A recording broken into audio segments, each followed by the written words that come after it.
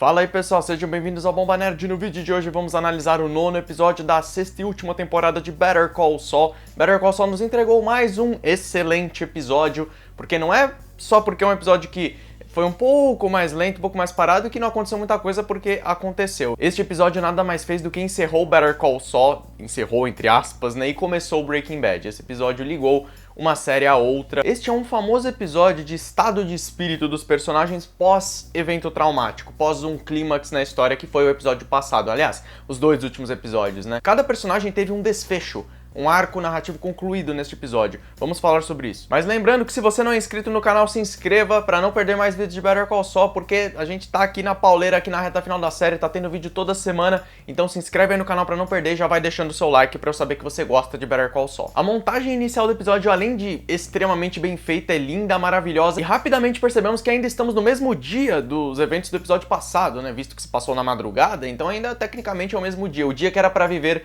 normalmente, até as coisas se ajeitarem ali, até o Mike limpar o apartamento com seus homens e tudo mais. Neste episódio, Jimmy se transforma de uma vez por todas em Saul. Nesse episódio, ele se torna o Saul do Breaking Bad.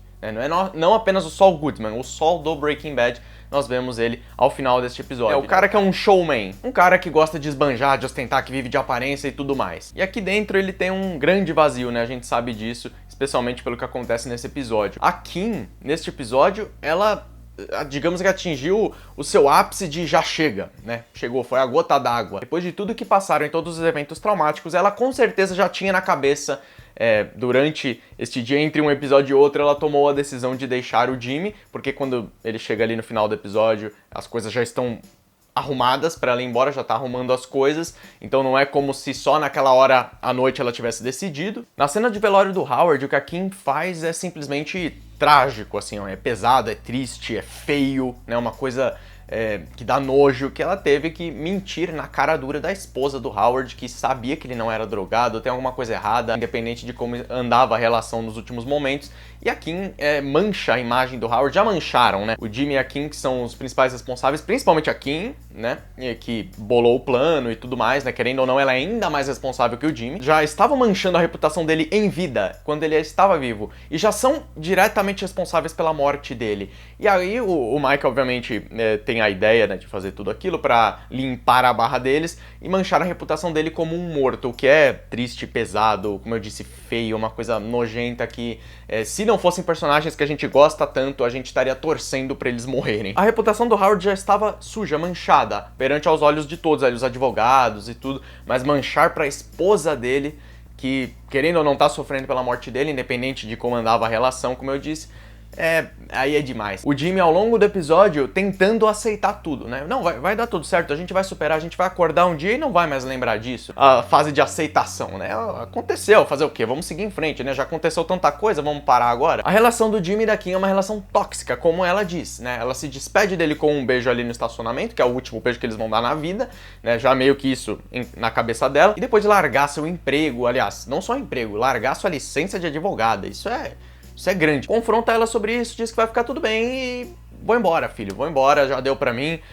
Foi realmente a gota d'água. Ela se tocou de que eles são separados, já são pessoas complexas, pessoas com problemas, embora a Kim não aparentasse tanto, ela também é uma pessoa que tinha problemas a resolver internamente, que não foram totalmente resolvidos, e o Jimmy nem se fala, né? A gente sabe desde a relação dele com o irmão, tudo o que a relação dele com o irmão fez na vida dele. Menciona nesse episódio que o Howard ter o respeito do Chuck e ele nunca ter tido é uma coisa que deixava ele incomodado, enciumado do Howard, e levou ele a fazer um monte de coisa, colocou ele no caminho que ele seguiu na vida. Quem sabe um pouco mais de carinho por parte do Chuck em relação ao Jimmy, quando mais jovens, tivesse feito toda a diferença pro Jimmy seguir uma vida melhor, um caminho mais correto. Mas ele sempre quis seguir esse caminho e não dá pra reclamar de onde ele chegou. Essa relação tóxica, a Kim percebe que tem que acabar, porque se separados eles já são tão problemáticos, juntos então eles fazem esse estrago que fizeram. Um corrompe o outro de certo modo. O Jimmy já corrompeu a Kim, obrigando, né, assim, ela a fazer coisas, né, levando ela para um caminho que não era legal, e ela também com a ideia do plano do Howard. Ela começou tudo isso, não esqueçamos, né, lá no final da temporada passada, lá no hotel, quando eles estavam passando aquela noite no hotel, ela vem com essa ideia e ele meio que fica, que é isso, sabe?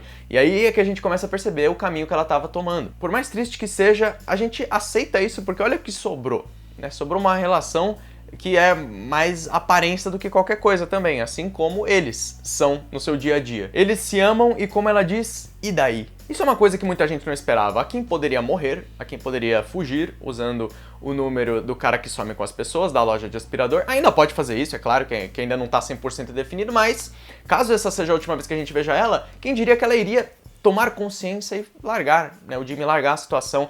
Ela saiu, eu não vou dizer antes que seja tarde demais, porque já foi tarde demais, custou a vida do Howard. Mas talvez antes que custasse a vida dela ou ainda mais, né? A vida do Jimmy, quem sabe. O Mike, neste episódio, tem uma cena que pode não parecer grande coisa, mas é muito importante, até pra gente entender melhor ele. Ele não tá em paz desde que o Nath morreu, isso tá nítido, e nesse episódio ele tá incomodado, ele não consegue ter paz, ele não consegue nem ver TV sozinho ali. Ele pega o cartão e vai lá falar com o pai do Nacho. Vai meio que explicar o que aconteceu, explicar, né, naquelas ali meio vago, mas explicando um pouco, só pra dar a entender realmente que o seu filho, eu sinto muito, mas ele morreu. E o pior de tudo é que o Mike, a impressão que eu fiquei, é que o Mike vai lá não só pra meio que dar o parecer pro pai dele, não é só pra dar a notícia, seu filho morreu. Ele poderia ter feito isso no dia seguinte. Ele passou o quê aí? Passou uma semana, um pouco mais que o Nath morreu no tempo da série. Mas eu fico com a impressão que o Mike realmente queria um afago, de certo modo, ouvir outra coisa do que vocês gangsters são todos iguais, né? Que vocês não prestam, vocês são lixo, olha só o que vocês fizeram, isso daí não é justiça, isso é vingança. Eu tenho certeza que não era isso que o Mike queria ouvir, embora ele entenda, com certeza. Eu tenho certeza que ele queria ouvir algo que talvez confortasse um pouco ele, pra dar um pouco de paz pra ele, mas ele não vai ter essa paz. Agora, ao fim desse episódio, ninguém está em paz. O Jimmy definitivamente não está em paz, o Mike definitivamente não está em paz. E vamos falar do Gus. O Giancarlo Esposito, que interpreta o Gus, nesse episódio ele deu um show. O cara é um monstro. No começo do episódio ele vai lá na casa do Dom Eladio, porque eles têm que conversar sobre o Lalo morreu e a acusação do Salamanca em relação a ele. É legal perceber que o carro que o Eladio ganhou lá do Lalo, né, enfim, do Salamanca, ele tá lá, né, aquele carro vermelho ali. Tá vendo os detalhes que a série pensa? Tá vendo até um mínimo detalhe que talvez ninguém poderia esquecer, poderia não lembrar aquele carro, beleza, tá lá. Né? E o carro que o Gus estaciona, o carro dele, é o mais acertadinho na fileira de carros, né? Vocês percebem quando a câmera pega por cima. Um show, né, de direção esse episódio, pelo amor de Deus. O Eladio até tira sarro do Hector Salamanca pra ver como realmente, independente de se ele sabe ou não que o Lalo foi morto pelo Gus, pouco interessa pra ele. Ele também tá de saco cheio. O que ele precisa é de um homem sério de negócios como o Gus, contanto que ele não se esqueça de quem manda na situação. Na cena que o Eladio menciona ódio nos olhos do Gus, quando ele senta pra conversar ali, a gente vê o fogo refletido no óculos do Gus. Melhor coisa que o Gus faz ali é não se defender. Eu não preciso me defender, essa acusação é ridícula. Temos aquele frame do Gus olhando pro fundo da piscina e a gente sabe que aquilo remete a Breaking Bad quando ele vai envenenar ali, vai matar todo mundo ali naquele episódio fantástico com o Mike e o Jesse ali na piscina. Então, isso é meio que... Eu acho que aquilo lá foi um frame pra gente, assim, sabe? Pros fãs lembrarem que aquilo ainda vai acontecer. E eu confesso que a minha cena favorita do episódio foi a cena do Gus degustando vinho. Quem diria que uma cena do Gus degustando vinho pudesse ser uma cena tão fantástica? Foi mais impactante pra mim do que a cena da Kim abandonando o Jimmy, do que o Mike indo contar que o Nath morreu pro pai dele. Essa cena foi a mais impactante do episódio pra mim. O Gus experimentando vinho.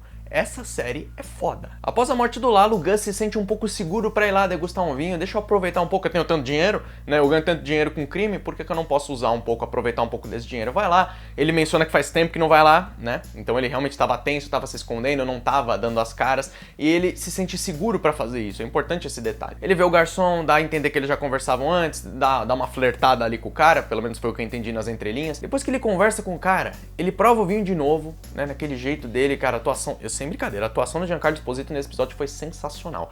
Ele prova o vinho e aí ele tem uma mudança de fisionomia do rosto que, assim, poucos atores conseguem fazer isso daí. Ele se toca que ele não pode se dar o luxo de fazer isso, que ele precisa se manter ali no controle, precisa se manter todo arrumadinho, ajeitadinho, controlando cada situação com aqueles toques dele. Ele se lembra nessa cena mesmo que o garçom mencionou, o gosto de sangue no fundo ali, né? Porque no fundo, né, esse dinheiro que eu tô pagando aqui teve sangue envolvido, eu estou dando as caras aqui porque teve sangue envolvido, então é aquele negócio do crime não compensa. Ele percebe nessa cena que ele não pode fazer isso. Preciso ficar atento, ainda tenho inimigos, é um ciclo sem fim de vingança. Ele tem ódio dos Salamancas, assim como o pai do Nacho menciona pro Mike, é tudo um ciclo, é tudo vingança, é tudo infinito. Sempre vai ter algo a mais, sempre vai ter mais uma pessoa pra ir atrás pra matar, sempre vai ter mais sangue envolvido e, consequentemente, o gosto do vinho também vai ficando mais amargo. Falando também dessa coisa de infinito, de ciclo, né, de vingança, tudo no começo do episódio, episódio, quando eles estão limpando ali o apartamento da Jimmy do Kim.